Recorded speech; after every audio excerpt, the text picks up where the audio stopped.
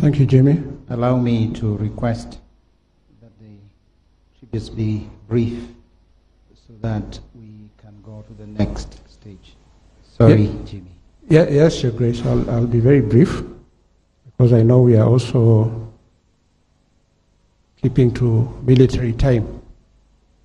Your Excellency, I think I said what I wanted to say yesterday when we were at Nyayo Stadium. A lot of people have said a lot about my father, His Excellency President Mwai Kibaki.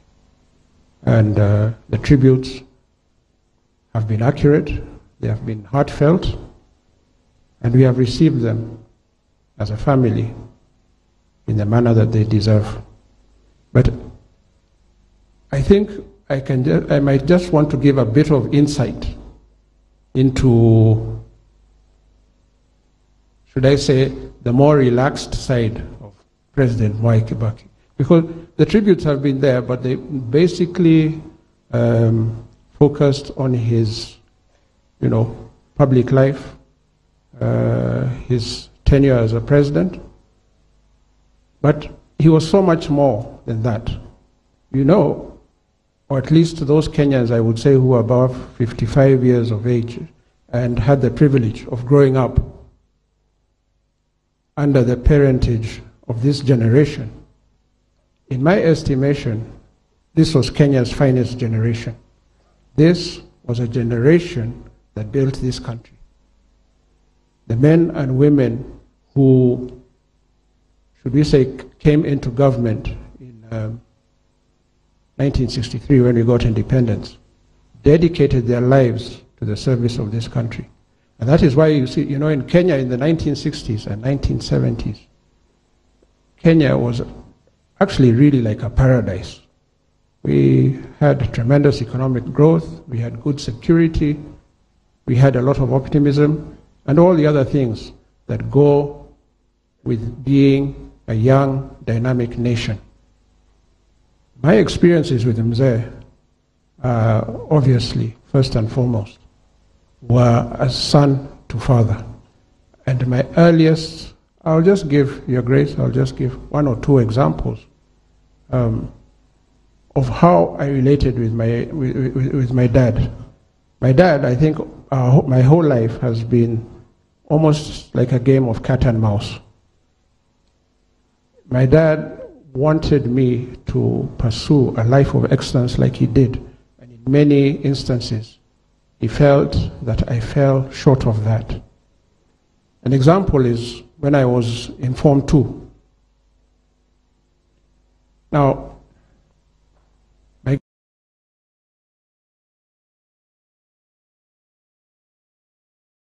were not, should we say, representative of a son of Mwai Kibaki. The Form 1 grades were quite terrible, and the Form 2 grades were actually abysmal.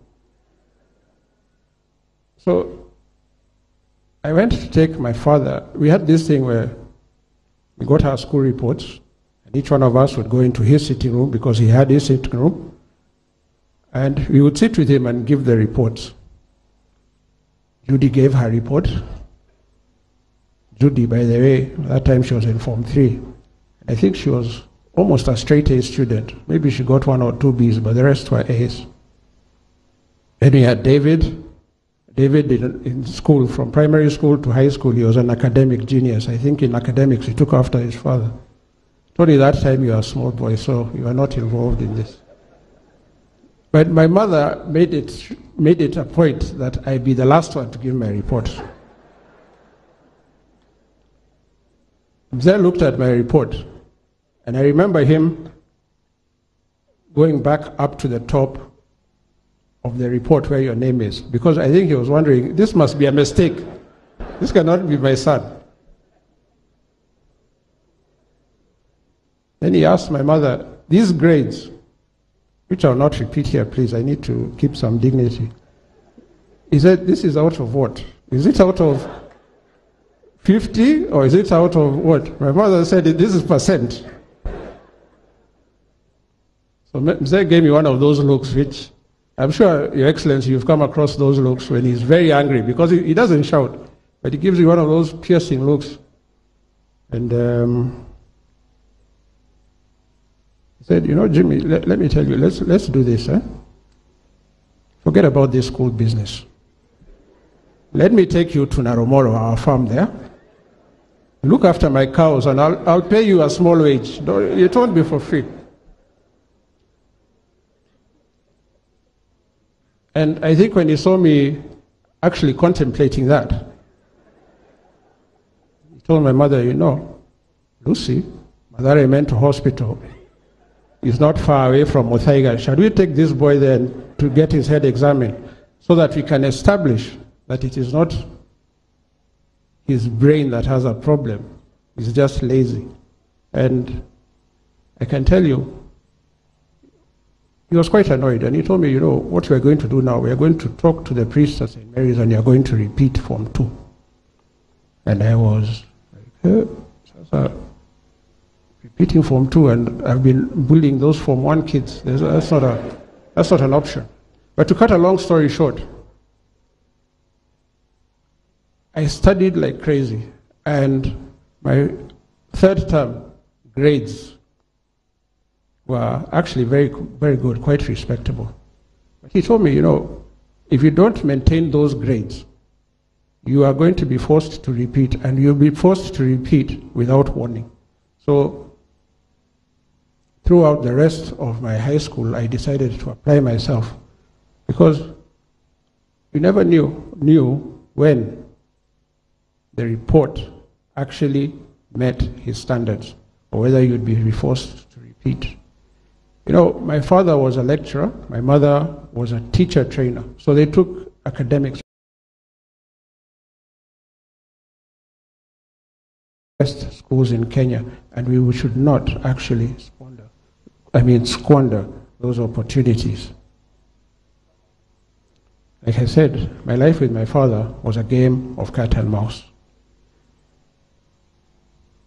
Like any teenager, I think the relationship between a father and a son can sometimes be misconstrued to be one of disrespect or not respecting enough. But I really respected my father.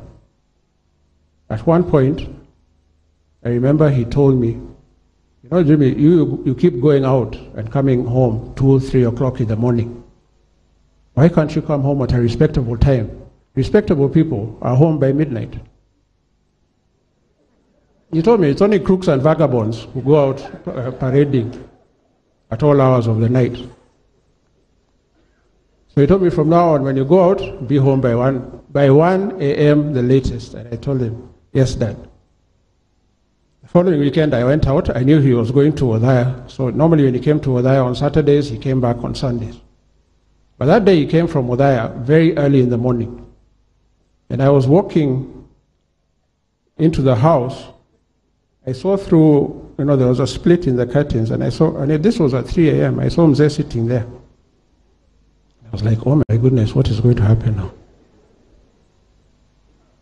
And before I knew it, he had gone and he had opened the front door, and he told me, Jimmy, remember what I told you? Get in the house. Now when I looked at him there, I was like, you're standing in the doorway. How am I going to get in the house when he's standing in the doorway? So what am I going to do? I decided to call my mother, because there was no way I was going anywhere near him before my mother was there. And when my mother came downstairs, there told me, if you ever repeat that again, we are going to have some serious issues. And I can tell you from that time forward, I really followed his instructions. Mzee was many things to me. Obviously, first, he was my father. He was a disciplinarian. But above all, he was a role model. He was one of the finest people I have ever known. I want to take this opportunity in behalf of you all, and like His Grace said, to say a big thank you to His Excellency, President Mwai Kibaki. Thank you, Dad.